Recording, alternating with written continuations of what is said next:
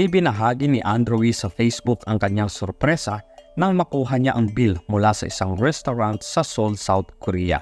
Bakit kaya? Nagpa-picture ang rapper at ibinahagi sa social media ang larawan ng kanyang total bill. Umabot ito sa nakakawindang nakabuoang 46,000 Korean won.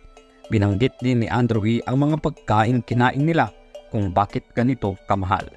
Ayon sa rapper, itlog at gulay lang ang kanilang kinain tapos 46,000 Korean won na agad.